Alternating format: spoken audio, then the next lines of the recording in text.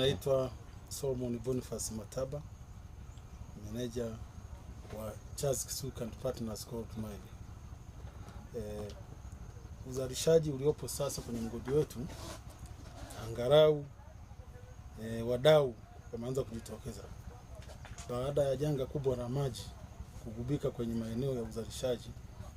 Wadau wamepambana kadri wawezavyo, wameweza kupunguza yale maji na sasa wameanza kuchimba kama ilivyokuwa awali.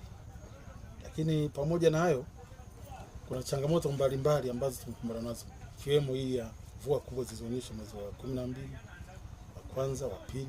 Baada ya kupambana na maji hayo, baadhi ya wadau wakimbilia maeneo mengine ambapo hali ziko juu kama Nyanembe huko. Lakini baada ya kuwa mvua zimesha katika, sasa wadau wamesharudi, ndio wanapambana kurudisha maduara yao kai kwenye uzalishaji. Naitwa Ernest Maganga, ni mkaguzi wa mgodi wa usalama.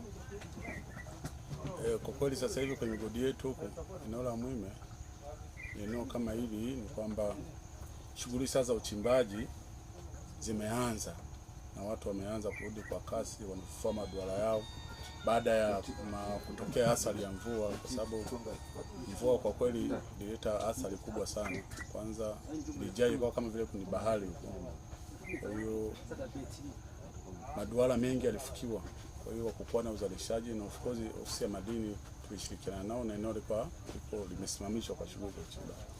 Lakini baada ya kuboresha miundombinu kupitia ofisi ya madini, kushirikiana nao, na baada ya mvua kupungua, shughuli sasa za uchimbaji zinaanza kuendelea, na kadri siku zinavyokwenda kiangazi inazidi kuwa kikubwa, na maana na watu wanaongezeka, na tunaona sasa hivi watu wapo wengi sana, wanaongezeka, wanafufua maduara kama mnavyoona. Kwa tunaamini ndani hata ya mwezi mmoja shughuli kama zilikuwa za awali zitarejea. Ambao tunaomba serikali itusaidie tu namna ya miundombinu, barabara na umeme. Umeme ndio tatizo kubwa kwetu, kwa sababu uvutaji wa maji tunatumia mafuta. Haya mafuta yanakuwa na gharama kubwa sana kwetu. Kwa hiyo serikali kitusaidia, alimu kwa wilaya wakashirikiana na manager wa TANESCO, wakatuona huko, wakatusogezea huduma. Ile ni huduma kwa sababu tutakuwa tunalipa, na sisi tutakuwa umoja wa wachangiaji katika shirika letu la umeme. Kwa kutuletea umeme, nafikiri itarahisisha kazi zetu na tutafanya kwa gharama kidogo kuliko sasa hivi mafuta yako juu. Kwa hiyo utendaji wa kazi kwa kweli unakuwa unatuia sana ugumu. Kwa jina naitwa Ali Maganga Matisho, ni mwenyekiti wa ulinzi na usalama wa migodi kama 8 ndani ya area hii.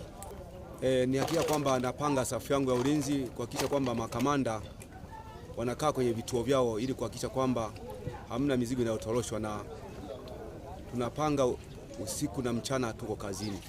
Mimi wito wangu kwa wawekezaji, na tunawakaribisha sana kwamba eneo hili liko vizuri, ulinzi uko imara, na wawe na amani